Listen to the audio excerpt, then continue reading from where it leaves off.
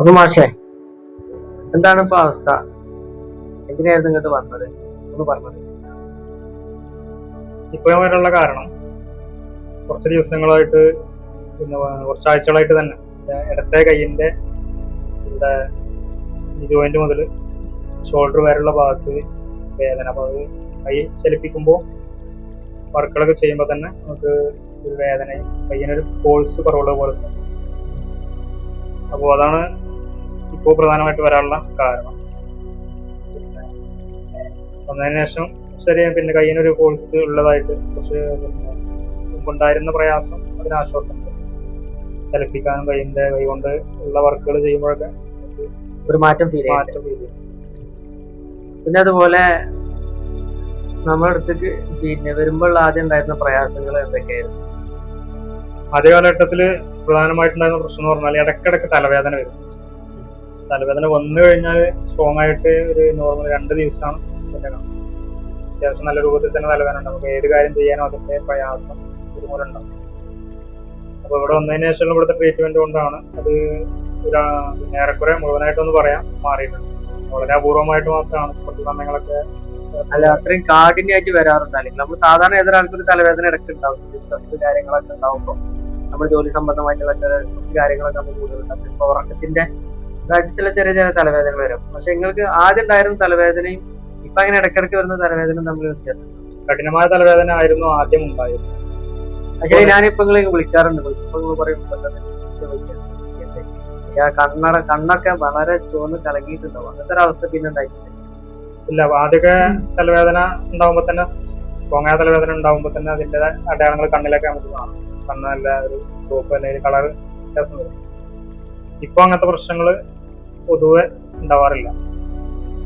പിന്നെ വേറെന്താണ് നിങ്ങൾക്ക് പ്രോബ്ലംസ് ഉണ്ടായിരുന്നത്?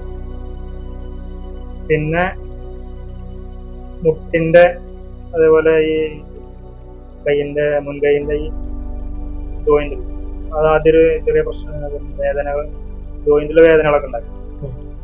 അതുപോലെ കാലിന്റെ അവിടെ പിന്നെ വേദന ഉണ്ടായിരുന്നു, കാൽമുട്ടിന് വേദന ഉണ്ടായിരുന്നു. ഉള്ള കുറച്ച് പ്രശ്നങ്ങൾ ഉണ്ടായിരുന്നു ആദ്യം.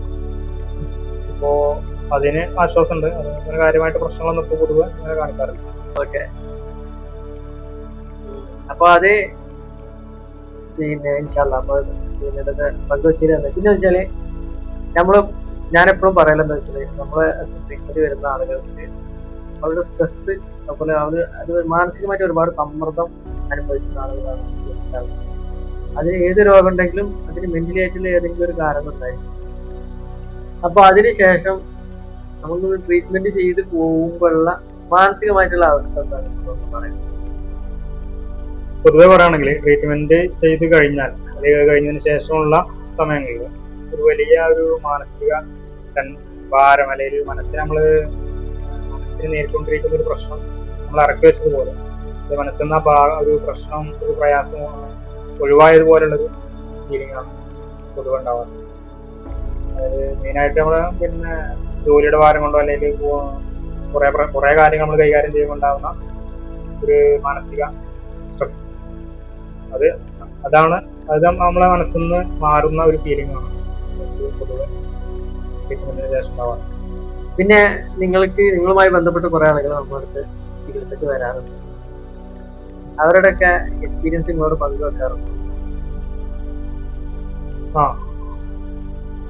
എന്റെ കീഴിൽ അല്ലെങ്കിൽ പിന്നെ ഞാനുമായി ബന്ധമുള്ള ആളുകൾ പലപ്പോഴും ഇവിടെ വരാറുണ്ട്. അല്ലെങ്കിൽ ഇവരൊക്കെ പിന്നെ അവരുടെ പ്രശ്നത്തിന് ട്രീറ്റ്മെന്റിന് ശേഷം വലിയ മാറ്റങ്ങൾ, നല്ല മാറ്റം അനുഭവപ്പെടാറുണ്ട്.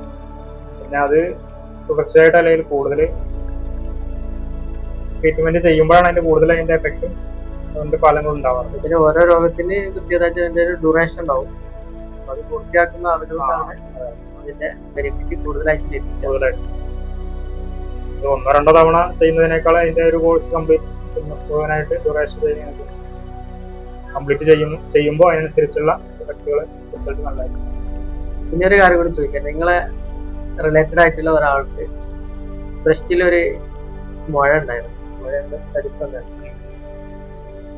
അത് പിന്നെ അതിന്റെ ഇതെന്തായിരുന്നു ഒന്ന് പറയാം? അത് കുറച്ച് മാസങ്ങൾക്ക് മുമ്പ്, ഏകദേശം ഒരു വർഷമായിട്ടുണ്ടാവുന്ന തോന്നുന്നു. ഒരു വർഷം. അപ്പോൾ ആ സമയത്താണ് ഇവിടെ വന്നിരുന്നത്. പിന്നെ ഇവിടെ ട്രീറ്റ്മെന്റ് കഴിഞ്ഞതിന് ശേഷം പിന്നെ അങ്ങനെ ഒരു പ്രശ്നം പിന്നെ അനുഭവപ്പെട്ടിട്ടില്ല. അങ്ങനെ ആ പ്രശ്നം പിന്നീട് വന്നതായിട്ട് അറിയില്ല. ആക്ച്വലി അത് ഫുള്ള് റിലീസായി പോയി. ശരീരത്തിലുണ്ടായിരുന്ന തടിപ്പ് ഇപ്പൊ കാണുന്നില്ല. അത് പെയിനൊക്കെ ഉണ്ടായിരുന്നില്ല, പെയിനൊന്നും പിന്നെ ഉണ്ടായി. അപ്പൊ അതാണ് നമ്മുടെ external therapy, healer machine mind and body balance system. ഇത് നമ്മൾ മനസ്സിനെയും ശരീരത്തെയും നമ്മൾ പരിഗണിച്ചുകൊണ്ടാണ് നമ്മുടെ ട്രീറ്റ്മെന്റ് മെത്തേഡ് നമ്മൾ ഉൾപ്പെടുത്തിയിട്ടുള്ളത്. ഇത് നമുക്ക് ഡയറക്റ്റ് ആയിട്ടും ചെയ്യാൻ പറ്റും, ഓൺലൈനിലായിട്ടൊക്കെ നമുക്ക് ചെയ്യാം. അപ്പോൾ കൂടുതൽ വിവരങ്ങൾക്കായിട്ട് ഈ നമ്പറിൽ ബന്ധപ്പെടുക.